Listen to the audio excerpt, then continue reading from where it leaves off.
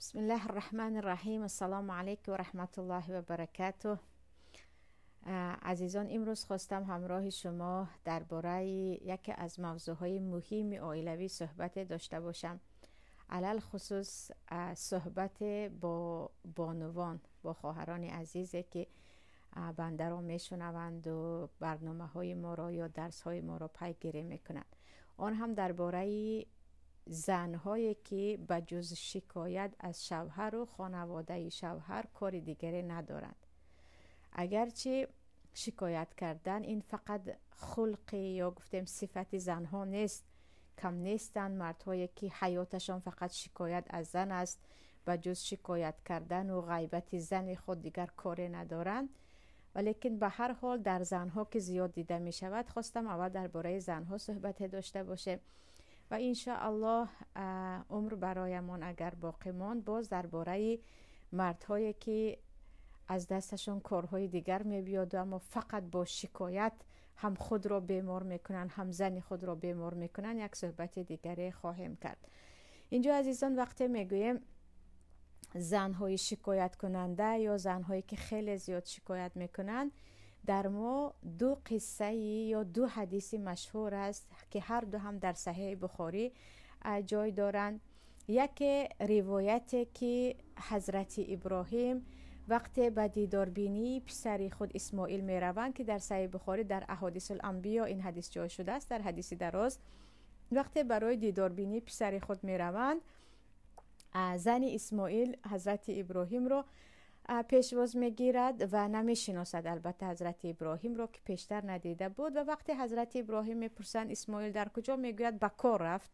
و وقتی از زندگیش میپرسند میگوید ما بدترین زندگی رو داریم، ما بدترین زندگی رو داریم. در روایت آمده است که حتی آبی میخوردهمان هم مشکلی دارد، حیوانها درست شیر نمیدهند و نانمان هم به عذاب است. یعنی عموما ما خیلی زندگی پر از مشقت داره. گویان از شوهر خود شکایت میکند، اون هم به یک مرد که نشناخت و کی هست و چی هست نمیداند. بعدن حضرت ابراهیم میگن وقتی شوهرت آمد به او از من سلام برسان و بگو تا آستانه خانه‌اش را تغییر دهد، که سبب این که ابراهیم خلیل به پسرشان اسماعیل گویا امر میکنند یا پیام میفرستند که زنت را تغییر ده، همین شکایت عروس بود که به ابراهیم میگوید ما بدترین زندگی را داریم. و اسماعیل وقتی این رو از زبان این زن میشنود که پیرمردی آمد به تو سلام گفت و به تو گفت که آستانه خانه را دیگر کن، اسماعیل میگن آستانه خانه تو هستی و اون پدر من بود، من باید تو را طلاق دهم و طلاق میدهند. بار دوم وقتی باز می آیند زن دیگر اسماعیل بود که وقتی حضرت ابراهیم میپرسند او میگوید شوهرم در کار است و چه زندگی دارد، ما بهترین زندگی داریم. میگوید نه از گوشت کمی داریم، نه از نان کمی داریم، نه از آب کمی داریم. در روایت حضرت ابراهیم دعا میکنند که پروردگارا به اهل این بیت و عموما به اهل این مکان از گوشت و از آب سیری و پوریده که دیگر میدانید آب زمزمی که به سیری در مکه هست در یکان جا نیست، هم از جهت فایده و هم از جهت فراوانی. و میگن وقتی شوهرت آمد به او سلام برسان و به او بگو تا آستانه خانه خود را بدارد یا گفتیم قدرش را بداند، با همین معنا که وقتی می آیند، وقتی میگن پیرمردی آمد و به تو سلام گفت و بگفت که آستانه درت را نگهدار، میگویند این پدری من بود که دیگر به من امر کرده است که تو را نگه دارم. یعنی اینجا با از خود همین حدیث برمی آید که حضرت ابراهیم خلیل پیامبر الله به خاطر اینکه زن پسرشان شکایت از شوهر و از زندگی خیلی تنگ کرد، گفتن از این جدا شو. و زنی شکرگزاره که گفت همه زندگی من خوب است، گفتن با او زندگی کن. این یک قصه دیگر که وقت خوله بنت ثعلبه صحابی زنی مشهور نزد پیامبر شکایت میکند که شوهرم مرا در پیران سالی زهار کرد که یک نماد طلاق بود، آیت نازل می شود که قد سمع الله قول التي تجادلك فی زوجها و تشتکی الی الله. الله شنید شکایت این زن را، الله شنید و این زن را نه الله مذمت کرد نه پیامبر الله.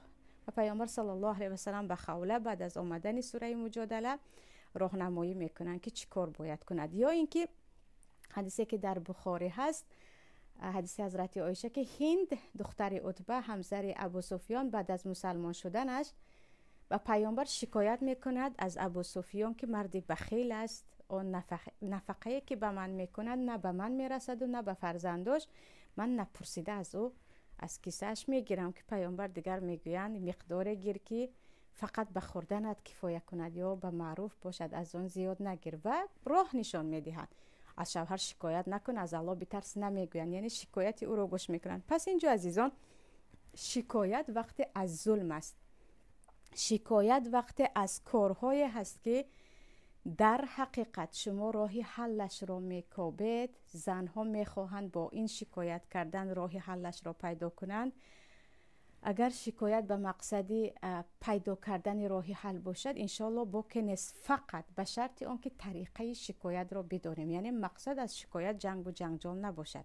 علل خصوص اگر به خود شوهر ما شکایت میکنیم از مشکلی خودش یا از مشکلی خانوادهش، اما شکایتی که فقط مقصد ناشکری هست، نارضایتی هست، زندگی که تو داری دیگرها هم دارن، از شوهرت فقط از دستش همین چیز می آید، تو باز زیادتر می خواهی مثل همسری اول اسماعیل، اینجا این شکایت یک خیانت گویم هم می شود. یعنی شکایت از شکایت فرق می کند.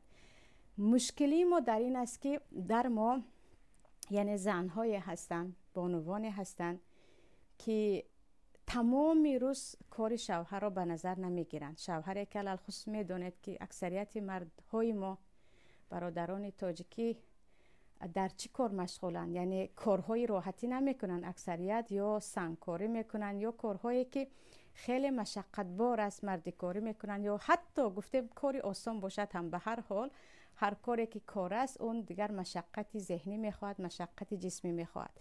زنهایی هستند که هنوز پای شوهر به خانه داخل نشده از شکایت شروع میکنند. امروز فرزندت این گونه بود، مادرت این گونه بود، خواهرت این گونه بود. اصلا از اولین قدمی شوهر شروع می شود شکایت کردن تا سحر، که بعضی مردم میگویند من به خانه از رفتن میترسم، علل خصوص اگر یک مشکلی بین خانواده‌ام شده باشد که بسیاری وقت خود را، بیشتری وقت خود را در بیرون میگذرانند، برای آن که صحبت آنها با همسرشان به جز شکایت همسر دیگر نیست. آن زن به جز شکایت در یگان مسئله صحبت کردن نمیتواند. یا این رو میگیم از جهت تنگ فکریش باشد، از جمله بیسوادیش باشد، یا اینکه همین گونه بزرگ شده است در خانواده شاکیان یا شکایتچیان که به جز شکایت از زبان او چیزی شنیده نمی شود.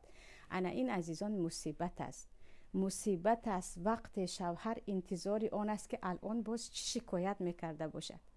الان امروزه شکایت زنی من از چی باشد؟ از کمپولیم، از پیریم، از پدرم، از مادرم، از خواهرم، از فرزندم، از خودم، امروز از چی باشد گویان داخل خانه می شود. این دیگر یک جهنم در خانه هست. یعنی لتسکنوا الیها نیو آن خانه، یعنی تا که با هم دیگر آرامش پیدا کنه نیو، تا که سری هم دیگر رو به زودی خورد، آن خانه همین گونه می شود. برای همین این گونه زنها، یعنی خواهرانی که هنوز شوهر نآمده، یا اینکه همیشه در سر این امروز این رو میگویم، اون رو میگویم، در تلفن چه حادثه شد این رو میگویم، 20 سال پیشتر مشکلی رو باز به یادش میآورم میگویم. باید فکر کنیم اگر عکسش باشه چه؟ یعنی اگر شوهر همین گونه همیشه به ما شکایت کند. اولا شکایت از خانواده شوهر رو باز زیاد به شوهر میگویم. یعنی زنها عزیزان چندین بار در این باره صحبت کرده بودیم که یگان کس برای خود نه پدر و مادر اختیار میکند نه خواهر و برادر. وقتی پدر و مادری بد اخلاق دارد یا ظالم دارد یا خواهر و برادر ظالم دارد، چی کار کند؟ از بحر پدرش گذرد، از بحر مادرش گذرد که عاق می شود، قطع صله رحم می شود، به خاطر زنش با خواهر و برادرش قهر شود که دیگر بدبختی دنیا و آخرت است. هر کسی که با خواهر و برادر خود قهر می شود ملعون است، لعنت شده است. هر کسی که با خواهر و برادر خود برای مشکلی های دنیا قهری است، برای مشکلی های دینی، برای اصلاح یک مدت قهر شدن، چیزی دیگر اون هم یک مدت کوتاه. پس از شکایت های ما آیا راهی حل پیدا می شود یا نه؟ و آره بعضا راهی حل در حقیقت پیدا می شود، اما اگر آن را همچون جنگ و جنجال نه، همچون یک مشکلی عائلوی ما پیشکش کنیم، یعنی یگان مشکلی را با جنگ و جنجال کردن و با شکایت کردن و با گریه کردن و با قهر شدن و با خود را به بیماری زدن و حل کردن نمی توانیم. آره گوش میکند از ترس، بیچاره مرد بعدم میگه یک احمق است، یک بیعقل است. یعنی چقدر مردهایی هستند که اساسا دوریشان از خانه یا عموما بهانه گفتن که با زنشان روبرو نشوند فقط همین است که زنی جنگره دارند، زنی دارن که وای آرامی صحبت کردن نمیتواند، یا چه خیلی گفتم صحبتی وای به جز شکایت چیزی دیگری نیست، از همه جا شوکه، از همه کس شوکه. پس وقتی شکایت میکنیم اولا راهی طرز شکایت را بدانیم که چگونه شکایت کرده ایستادیم، این جنجال است یا شکایت.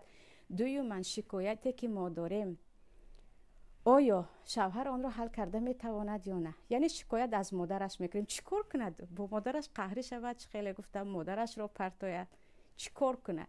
یا درباره یک چیزهای صحبت میکنیم که عموما از دست او نمی آید، اما وقتی که از دست مرد می آید و حل کرده میتواند، مثلا بعضی اخلاقهایی که دارد یا دیر آمدن یا بعضی گناههای پنهانی و آشکاری که زن و شوهر این را خوب میدانند آن را از طریقه صحبت کردن آن هم در آرامی که همین گونه مشکلی داری حل نشد مصیبت بزرگتر می شود، یا آن را گفتن به یک نفری که به ما میتواند راه نشان دهد.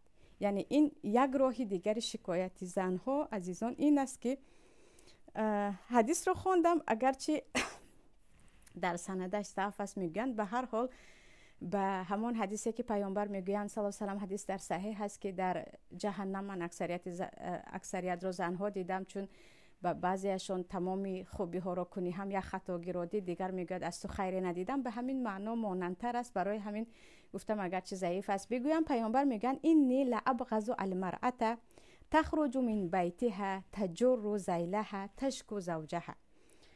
من خیلی بد میبینم زنی که از خانه میبراید کشال و پشتار دیگر و از شوهرش شکایت میکند. در شرح حدیث میآورند، در طبرانی آمده است، میگن زنی که از خانه فقط به خاطر شکایت از شوهر یا به نزد دوستانش میرود یا به خانوادهش میرود یا به نزد همسایه ها میرود، عموما او برآمدن از خانهش هدفش شکایت کردن است. یعنی اگر خیلی که زنها به نزد پیامبر آمده شکایت کرده بودند که به من راه نشان ده، یا شما از یک عالم پرسیدید که به من راه نشان دهید در اینجا چیکار کنم، این مسئله استفتاء یا طلب فتوا پرسیدن است که البته در همه خانه مشکلی هست، شما باید از کسی مشورت گیرید. اما شکایت رو به همسایه ها کردن از شوهر و از خانواده شوهر، شکایت رو به دوگانه ها کردن که باور کنید نه همه دوگانه دوست نزدیک شما هست، از شما میگیرد و میرود به شوهرش، به دیگر و دیگرها میگوید که زندگی شما به یک سریال تبدیل می‌یابد. یعنی همه از مشکلی های شما آگاه میشوند. نه همه دوگانه ها دوستن، نه همه خویش و تبار مشاور هستند که برویم مشکلی ها رو گوییم. حضرت فاطمه به نزد پیامبر به شکایت آمده بودن باره از اینکه دختر دشمن الله، دختر ابو جهل رو میخواستن به حضرت علی بزنی بدهند، باره از جهت کار زیاد. یعنی دختر به پدرش شکایت کرده میتواند، اون هم چه خیلی گفتم مقصد جنگ و جنجال و ویران کردن عائله نه. اگر از دست پدر کار بیارد بروید به پدر، اون هم از جهت این نه که اینقدر غیبت کنیم که پدر دیگر نفرت زیاد به دامادش پیدا کند. برای اینکه بعضن زنها طرز از شوهر خود شکایت به خانواده خود میکنن که اون خانواده تمام عمر از دست همون شکایت اون داماد را نمیبخشن، اما این زن بعد از چند روز میآید با زندگیش را دوام میدهد. سبب اصلی قطع رابطه شوهرش و پدر و مادرش خودش بود که به جای شکایت رو در جایش مانده گفتند، فقط رفت و یک چند تهمت هم آمیخته کرد یا یک چند دروغ هم گفت یا حتی حقیقت هم باشد چیزهای گفت که نباید میگفت. برای همین زمانه به خانواده خود شکایت میکنیم، یا زنها زمانه باید شکایت کنن که از خانواده یگان مشورت خوب براید. وقتی به مادرت شکایت میکنی، مادرت اصلا در زندگی خودش یک زنی ناموفق بود و زندگیش فقط با شکایت گذشت، از او به تو چه مشورت میشود؟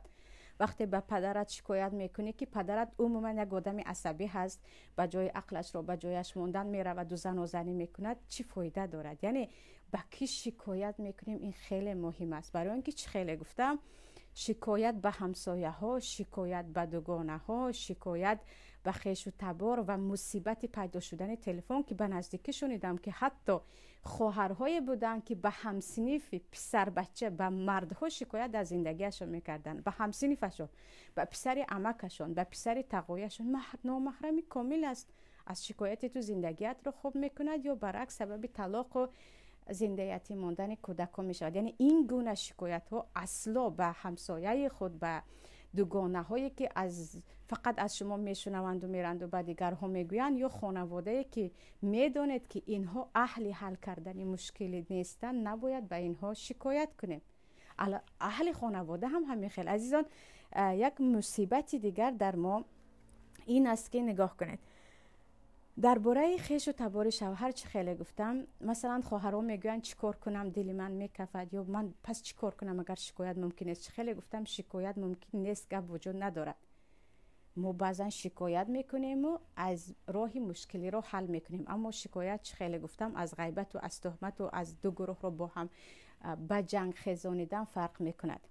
از خویش و تبار شوهر شکایت میکرده زنها کم نیستند. شاید 99% در زنهای تاجیک مشکلی باشد که گویا که در دنیا ضرر فقط از خویش و تبار شوهر رو از اون طرف میآید، دیگر ما هیچ مشکلی نداریم. یعنی اساسا همین است.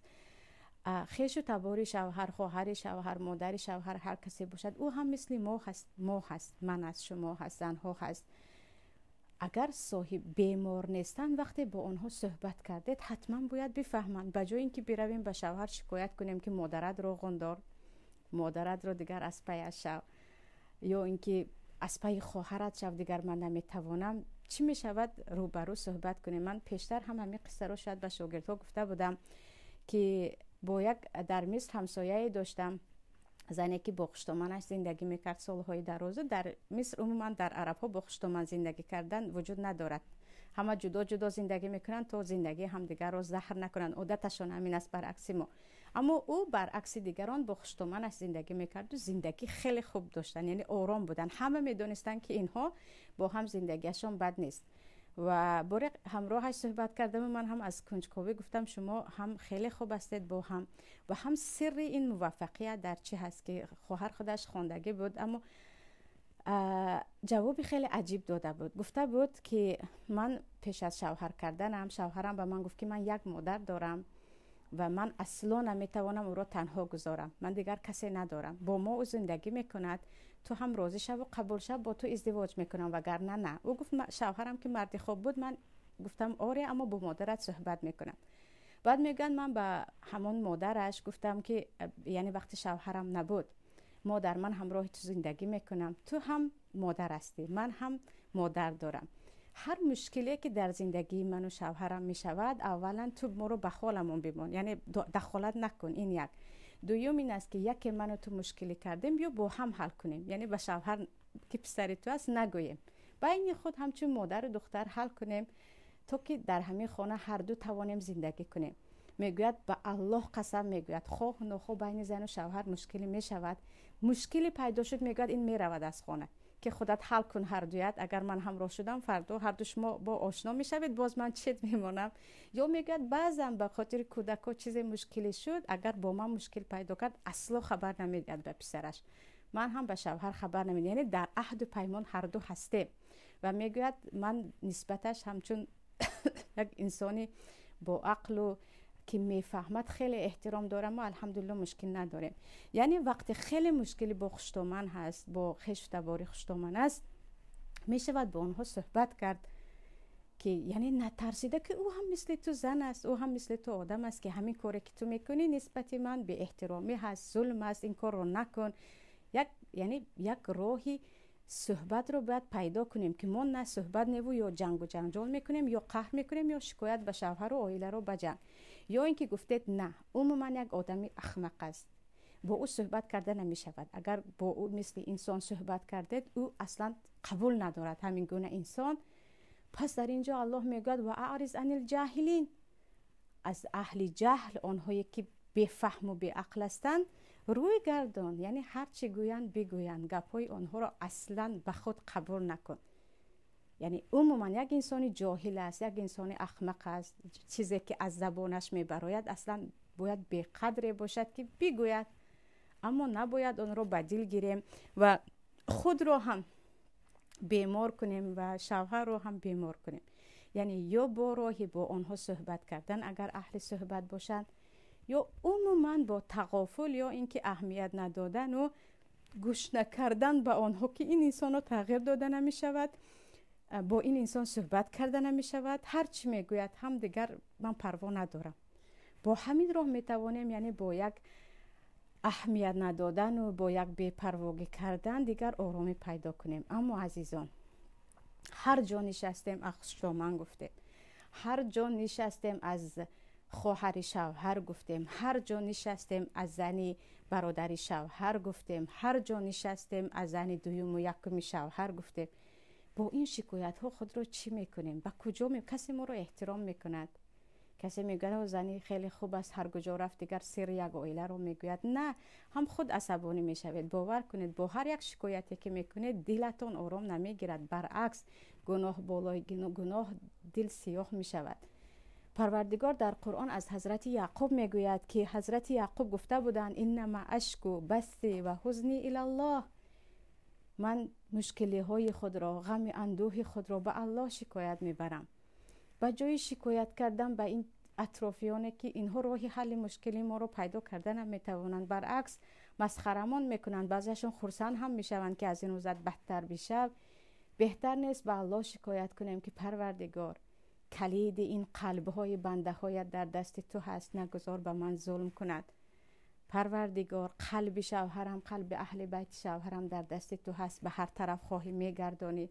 درباره‌اش حدیث است که صاحب قلب‌ها الله است. قلب آنها را این طرف گردان که به من ظلم نکنند، زندگی آرام داشته باشم، رابطه‌ام با آنها خوب باشد. چون رابطه شما با شوهر و اهل بیت، علل خصوص اهل بیت خانواده شوهرتون خوب شد، شما زندگیتون آرام می شود. هر چی کردید هم رابطه‌تون بده، زندگی آرام نخواهید داشت. صله رحم شوهر آنجا است. برای همین زنهای با عقل اولین کاری که میکنن میآموزن که چیکار کنم تا رابطه خوب داشته باشم.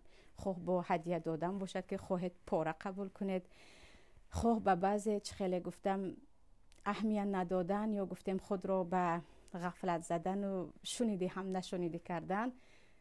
اما یعنی شکایتی که به پروردگار میکنید، شکایتی که به الله راز و نیاز میکنید، علل خصوص نصفه های شب، باور کنید آرامش به قلبتون میدهد. اما برعکس این شکایتی که به بنده های الله میکنیم که از دستشان هیچ چیز نمی آید، هم خودمان را ناآرام میکند، هم گوش به گوش آن خبر میرسد. تو را چنین گفت، به گوشم همین گونه رسید، مرا چنین گفته، در معرکه، در گروه، در جای دیگر میبینید که زندگی پر از آتش میشود. پس خواهرانی که هر جا نشستن شکایت میکنن، با کی نشستن شکایت، کسی نمیشناختگی، یعنی زنهایی هستن که یک نفر رو اولین بار میبینن، از خوشتومن شروع میکنن صحبت رو. میدونی خوشتومنی همین خیلی داشتم، میدونی یک خواهر شوهری همین گونه داشتم، میدونی شوهر من همین گونه است. یکمین بار دیده استاده، با این چی میگیری؟ دل خالی میکنی یا برعکس گناه پر میکنی به دلت؟ یعنی این گونه خواهرها که خواه نخواه در زندگی مشکل میشود، بیاید اولا خالی کردن دل رو به پروردگار یاد گیریم. دوما طرز حل مشکلی در شکایت نیست. باور کنید با شکایت کردن زندگی ما حلش رو پیدا نمی کند. عاقلانه فکر کنید از کجا هست، چگونه هست. البته چه خیلی گفتم با صحبت، یا بعضا عموما به صحبت نکرده، بعضا با یک اهل علم صحبت کرده، بعضا عموما از طریقه اینکه دیگر این انسان امید رو کلن کندن که این انسان تغییر نیافتنی است، همین خیلی باید بماند، من هم به او اهمیت نمیدهم. شما می توانید زندگی خود را خوب کنید. اما چه خیلی گفتم به این و به آن شکایت کردن هم بیمارمون میکند، هم به آبرویمون میکند. هم یکی ببینید مثلا شوهر از شما چی فکری یا گفتم چی خاطره خوب پیدا میکند. زنی که در همه جا مادر مرا بد میکند، خواهر مرا بد میکند، مرا بد میکند، این دشمنی من است یا همسر خانواده من است. یعنی در نزد شوهر هم یگان قدر و قیمت پیدا نمیکنه. برای همین طرز شکایت و به که شکایت کردن مهمترین است و از همه مهمترینش این است که یقین بدانید اگر شما چگونه که مشکلی هست همون گونه مشکلی راه حلش را پیدا کردن را در دنیا بیاموزید، برای فرزندان خود هم یک الگو می شوید. مادر شکایتچی، مادری که همیشه از خانواده شوهر و از شوهرش شکایت می کند، فردا فقط از عروس و از دیگران یعنی خانواده عروسش شکایت می کند. مادری که کلید مراسا را با شوهر و خانواده شوهرش پیدا کرد، فردا با عروسش هم پیدا می کند. اینجا هم او آرامش و نور است، آن طرف هم آرامش و نور است. اما این به شرط آن که عاقلانه فکر کرد و چه خیلی گفتم اولا شکایت ها باید به پروردگار باشد که پروردگار قلب ها را می تواند تغییر دهد و می تواند به شکایت های شما رسیدگی کند. این بود صحبت امروزه من. تا صحبت های دیگر در پناه الله باشید. بگذار پروردگار به تمام شکایت های شما برسد و مشکل های خانواده را خودش اول حل کند، بعداً به ما راه نشان دهد، نور در عقلمان دهد که خودمون بتوانیم بدون مشکل و بدون مسخره و طعنه دیگران از عهده‌اش برایم. السلام علیکم و رحمت الله و برکاته.